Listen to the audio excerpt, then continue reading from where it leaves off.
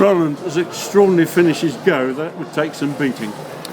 Yeah, it would. But look, we've all been around long enough to know that if that kick goes wide, then you need to assess the performance properly. And I think that 15 minutes either side of half time, when Hartpury came and hit us with 3 tries, really turned the game, and that we were lucky to hold on and get that win in the end. Totally dominant first half, though. Yeah, look, I think we've had a really good week at training, and we've welcomed back 10, 12 boys back in. We looked strong, we looked dominant. I thought we took the game to them, and we didn't really want half time to come, if I'm honest. But then, second half, we got a bit wobbly, a few changes with injuries, and we lost our groove. And Hartpury came back into the game and made it another nail biter. Yeah, they certainly did in the second half, and as you rightly say, it could have gone either way at the end. Yeah, it could have. Hartpury, a good side. You know, they've got some good players in there, and especially I thought their scrum half was electric and causing us a load of problems. But we dealt with it in the end, and the credit to the boys, they found a way. People like Tom Ball got some good penalties. Josh Bainbridge had to put 80 minutes in his first game back for a couple of months, and it's a real squad effort. The boys have got some dog now, and they showed it again today, and they got the win in the end. It's difficult to try and pinpoint the difference between home and away performances because the side's still struggling to a large extent away from home. Yeah, look, I think to start with, we've just got back-to-back wins, 2 5 points on the trot. Both at home, a good opportunity to take that, and one of the big differences is this Butts Park Arena crowd. Again, you know, we've got a load of people here today cheering the boys on, and that often makes the difference. We don't underestimate when we go away from home, we haven't got that support as much, so it does make a bit of a gap. But we'll focus on that. We've got mainly home games coming up over the next 8 or 9 weeks, so we'll take that opportunity and do what we can on the road.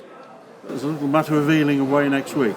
There is, but we'll enjoy today first. For the first time this season, we've got 2 wins on the trot, 2 bonus point wins on the trot. That'll help the league table look a little bit prettier as the weeks go on.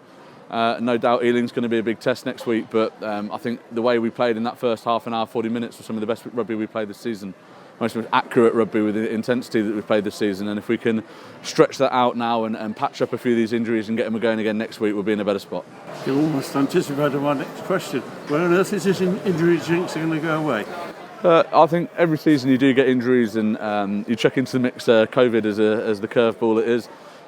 We're forever patching boys up, but we've got a squad that have now got young players that have been debuted and have picked up experience that they probably wouldn't have got normally. So probably as a squad for the longer term, in the next 2-3 years we're in a far better spot. These boys, Freddie Bettridge and so, are getting some rugby under the belt. We've got Freddie back next week, we've got Ticky back round the corner, Louis Brown's not far away. Hopefully some of the injuries we picked up today aren't too serious. We'll assess them and go again, but it's Championship Rugby, it's tough. So we'll see what we've got, and we'll fly into Ealing next week. Ealing, as you say, away next week. Does it make a difference really whether it's Ealing or London Scottish at the bottom in terms of preparation?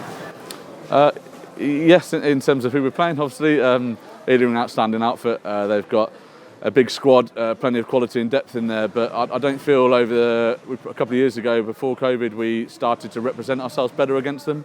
The last couple of times we played them, we haven't done that, so next week's mainly about actually getting out there and putting our best foot forward and showing a better Coventry that you've seen over the last couple of weeks. And I think since we played them, we've improved, so we need to show that on the pitch next week. Absolutely. Butts Park crowd again, as you say, immense. Absolutely. If a couple of thousand here today can get in the cars and taxis and trains down to Rowland next week, it would be brilliant. It would maybe make the difference. There you are, supporters. You've heard it first hand. Rowland, thanks for speaking to us. Cheers.